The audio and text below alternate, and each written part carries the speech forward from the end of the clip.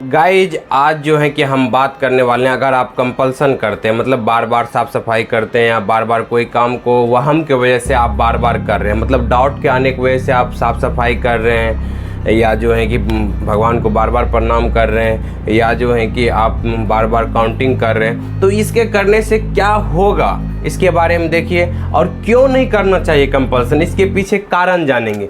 देखिए पहले काउज जानना बहुत ज़रूरी है, क्योंकि अगर कंपल्सन करने के पीछे क्या कारण है और ये करने से क्या होगा, क्या होने वाला है हमारे लाइफ में, क्या होने वाला है हमारे लाइफ में जो आप कर रहे हैं, तो आपके लाइफ में कंपल्सन करके क्या जो है कि होने वाला है, इस चीज़ को अगर समझ लेंगे तो आप कंपल्सन करना छोड़ देंगे।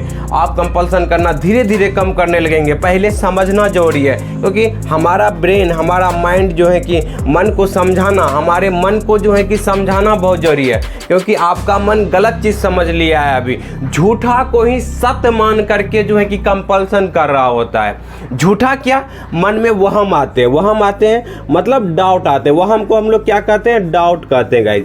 मन में डाउट आते हैं कि कहीं गंदगी लगी तो नहीं रहेगी। आप सिचुएशन जैसे आप बाथरूम गए हैं, आप हाथ साफ कर लिए, लेकिन आपको लग रहा है अभी भी कि हाथ में गंदा लगा हुआ, जबकि हाथ साफ कर लिए हैं। नॉर्मल हाथ साफ करने में 30 से 40 सेकेंड लगता है, लेकिन आपको क्या हुआ है, वहम लग रहा है कि अभी हाथ में गंदा लगा हुआ है, ठीक है।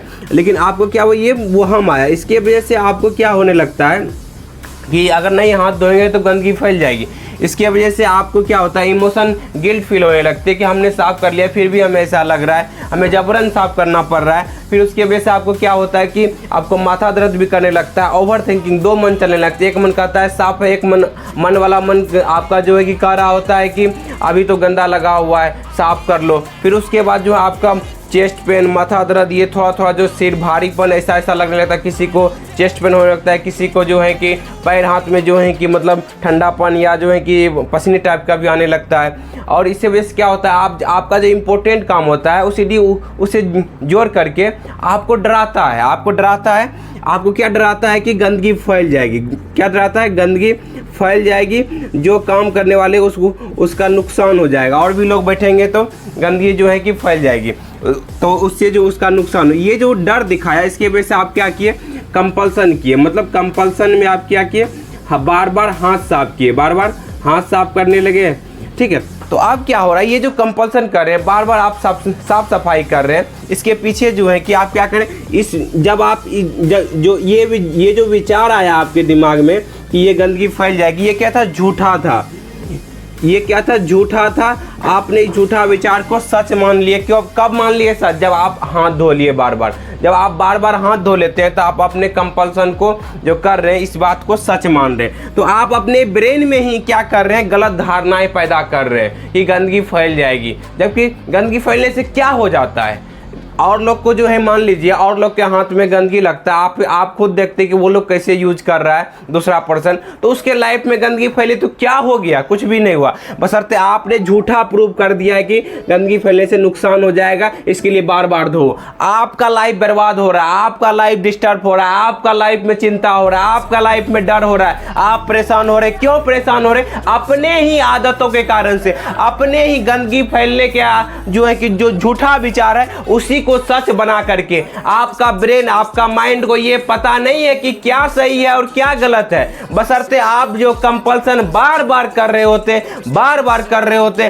आपका ब्रेन जो है कि उसी चीज को सच मानने लगता है आगे चल करके वही, क्योंकि आपने जो है कि गलत चीज को सही मान लिए हुए। मतलब क्या, ये क्या है, झूठा है। ये झूठा को आपने सत्य किया हुआ है, सत्य बनाया हुआ है, बार बार कंपल्सन करके सत्य बनाए हुए। ये कौन किया है, आपने ही जाने अनजाने में किए हैं, आपने ही जो है किसको किए हुए, इसीलिए कंपल्सन कर रहे हैं। कंपल्सन करने से आपका झूठा डर और जो है कि झूठा जो है कि भ्रम जो है वो सच हो रहा होता है आपके लिए, आपके ब्रेन के लिए, क्योंकि भगवान ने ऐसा ब्रेन आपको बना के दिया है कि ये आप जैसा मानते जाएंगे, जैसा आप बार बार करते जाएंगे, वही चीज आपके लिए सच होते जाएगा। ये नहीं है कि आपके ब्रेन को पता है कि ये सही है, ये गलत है।